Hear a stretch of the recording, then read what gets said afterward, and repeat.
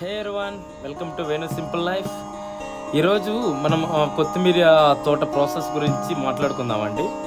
So ఎలా start చేస్తాం, ఎంత ఇన్వెస్ట్మెంట్ పెట్టామని, ఎన్ని రోజులకి మనము సేల్ చేయాలి అండ్ మార్కెట్స్లో రేట్స్ ఎలా ఉంటాయి అని మరి అన్ని డీటెయిల్స్ షేర్ చేస్తాను. సో ముందుగా మనకి ల్యాండ్ మంచిగా ఉండాలండి. సో తేమని అడ్జస్ట్ చేసుకోవాలి. అంటే మిట్ట భూములు చాలా వరకు మంచిదండి. సో మడికట్టు భూములు అయితే పంట బాగా రాదండి. సో నేల మంచిగా ఉండాలి, నేల మంచిగా చూసుకోవాలి మొదటిది. సో రెండోది ఏంటంటే విత్తనాలు మంచివి సెలెక్ట్ చేసుకోవాలండి. సో మంచివి సెలెక్ట్ చేసుకోవాలి. ఎందుకంటే మార్కెట్లో ఎక్స్పైర్ అయినవి అండ్ లో క్వాలిటీవి ఇస్తుంటారు.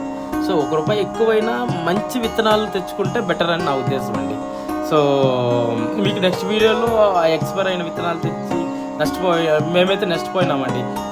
దాని గురించి నెక్స్ట్ వీడియోలో నేను చెప్తాను మీకు ఎలా నష్టపోయామనేది. నెక్స్ట్ ఇంకోటి ఏంటంటే వన్స్ విత్తనాలు సెలెక్ట్ చేసుకున్న తర్వాత వీడి పైన ఎరువు కొంచెం మోతాదులో చల్లుకుంటే బెటర్ అండి. సో తర్వాత ధనియాలు చల్లేసి ట్రాక్టర్తో కట్టర్ వేసేయడమే. నెక్స్ట్ డ్రిప్స్ లాగేసుకుంటే సరిపోతుంది. వాటర్ కొంచెం తక్కువగా పెట్టుకుంటే మంచిదండి వర్షాకాలంలో. సో సమ్మర్లో అయితే ఎవ్రీడే 1 hour పెట్టాల్సిందే మ్యాండేటరీగా. సో నెక్స్ట్ అవి 9 days లోపు మొలకలు వచ్చేస్తాయండి. సో ఒక తేమ కన్నా తక్కువ ఉందనుకోండి 9 days అలా అటు ఇటు వచ్చేస్తుంది. ఒకవేళ తేమ ఎక్కువ అనుకోండి సో 9 days to ఒక 12-13 days పడుతుంది. నెక్స్ట్ ఏంటంటే ఈ కొత్తిమీర 12 to 25 days వచ్చాక యూరియా ప్లస్ కాంప్లెక్స్ మిక్స్ చేసి చెల్లుకోవాలండి మనం. సో చెల్లుకుంటే ఏమవుతుందంటే తొందరగా కొత్తిమీర అయితే పెరుగుతుంది అన్నమాట. సో వన్స్ ఒకవేళ స్లో అయిందనుకోండి, మనం ఎరువు చెల్లినాక కూడా కొత్తిమీర రావడం అనేది స్లో అయితే తర్వాత యూరియా ఇంకోసారి చెల్లుకుంటే బెటర్ అండి. తర్వాత అరౌండ్ 40 to 45 days లోపు హార్వెస్టింగ్కి వచ్చేస్తుందండి. ఇది మ్యాండేట్ కంపల్సరీగా. సో వన్స్ పంట కోతగా వస్తే లేట్ చేయకూడదండి. ఎందుకంటే కొత్తిమీర కాండం ముదిరిపోతుందండి మనం లేట్ చేసే కొద్దీ. వన్స్ ఆ కాండం అనేది ముదిరిపోతే సో వ్యాపారస్తులు మొగ్గు చూపించరు కొనడానికి. సో అది కొంచెం చూసుకుంటే బెటర్ అండి.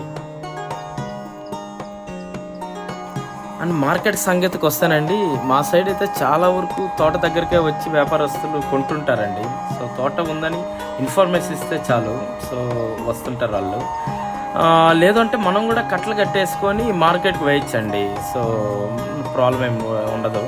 మెయిన్ థింగ్ ఏంటంటే కొత్తిమీర రేట్స్ నిలకడగా అయితే ఉండవండి. సో అది మాత్రం 100% నిజము.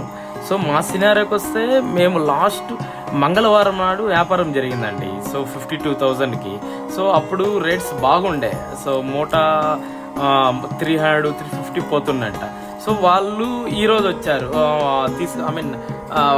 కొత్తిమీర పెరుగుకొని వెళ్ళడానికి. ఈరోజు రేట్ తక్కువ అయిపోయింది అన్నమాట. సో అలా డే బై డే చేంజ్ అవుతూ ఉంటుందండి. రేట్స్ అయితే నిలకడగా ఉండవు. నేను చూపిస్తున్నాను కదా, ఇది ఒక కట్ట. ఇలాంటి కట్టలు 50 వేస్తే ఒక మూట అవుతుందండి. సో ఇలా మూటల లెక్కన మార్కెట్కి తీసుకెళ్తారు వీళ్ళు. ఎక్కవాళ్ళు చూడండి ఎంత స్పీడ్గా తీస్తున్నారు కొత్తిమీరని.